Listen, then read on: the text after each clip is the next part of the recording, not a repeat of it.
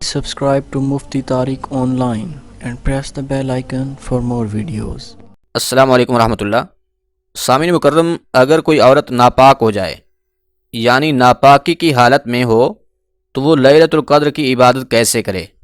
مطلب یہ ہے کہ جب کسی عورت کے مخصوص ایام چل رہے ہیں، پیریڈز گزر رہے ہیں، وہ ایام حیض میں ہے، اگر انہی ایام میں شب قدر آ جائے تو وہ ناپاکی کی حالت میں اب شب قدر کی برکتیں کیسے حاصل کرے؟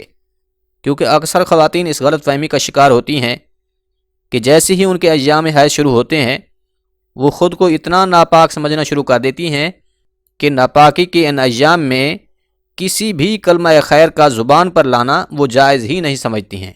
اور پھر بعض فیملیز تو ایسی بھی ہوتی ہیں کہ جب عورت کو ایام حیض شروع ہوتے ہیں تو وہ گھر کا کوئی بھی کام کاج نہیں کرنے دیتے، یعنی نہ اسے کھانا بنانے کی اجازت ہوتی ہے، نہ روٹی بنا سکتی ہے، کیونکہ ان لوگوں کا یہ خیال ہوتا ہے کہ جس چیز کو یہ عورت چھوئے گی وہ چیز ناپاک ہو جائے گی۔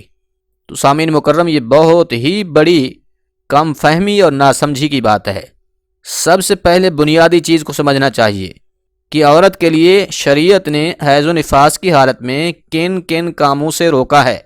جب یہ بات سمجھ آ جائے گی تو پھر اگلی بات سمجھنا آسان ہوگی۔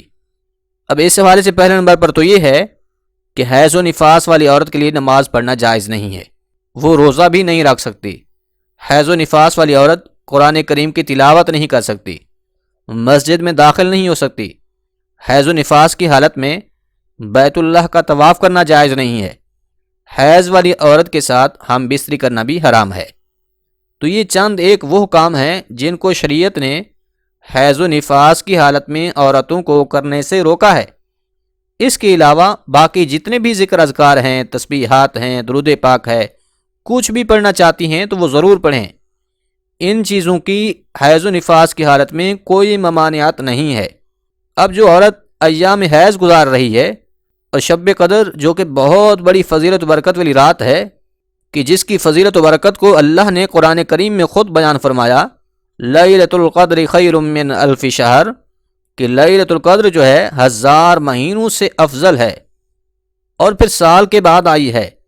اس میں اگر کوئی عورت یہ سمجھے کہ میرے ناپاکی کے دن چل رہے ہیں، اب میں اس کی برکت حاصل نہیں کر سکتی، تو یہ غلط بات ہے۔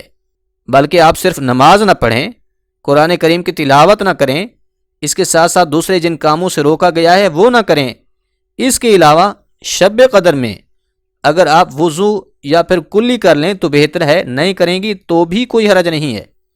آپ بیٹھ جائیے، ذکر اذکار کریں، سبحان اللہ، الحمدللہ، اللہ اکبر کی تسبیحات پڑھیں، کلمہ طیبہ کا ورد کریں، جس کی بہت بڑی فضیلت ہے۔ حدیث پاک میں ہے، حضور نبی رحمت صلی اللہ علیہ وآلہ وسلم نے فرمایا، ترازو کے ایک پلڑے میں 7 زمینی اور 7 آسمان رکھ دیے جائیں اور دوسرے پلڑے میں پہلا کلمہ رکھ دیا جائے تو جو پہلے کلمے والا پلڑا ہے وہ بھاری ہوگا۔ گویا کہ پہلے کلمے کا اتنی بڑا مقام ہے۔ اسی طرح تیسرا کلمہ ہے، درود پاک ہے، یہ پڑھتے رہیے، دعائیں مانگیے، اپنے گناہوں کی توبہ طلب کیجیے، استغفار کی کثرت کیجیے۔ لہٰذا اگر آپ ایام حیض میں ہیں اور لیلۃ القدر آ گئی ہے تو اب آپ کو پریشان ہونے کی ضرورت بالکل بھی نہیں ہے۔ آپ اس میں دعائیں کیجیے، کثرت سے درود پاک پڑھیے، استغفار کیجیے، کلمہ طیبہ کا ورد کیجیے، انشاءاللہ العزیز آپ کو شب قدر کی تمام برکتیں اور سعادتیں اللہ کریم ضرور عطا فرمائے گا۔ امید ہے بات سمجھ آ گئی ہوگی۔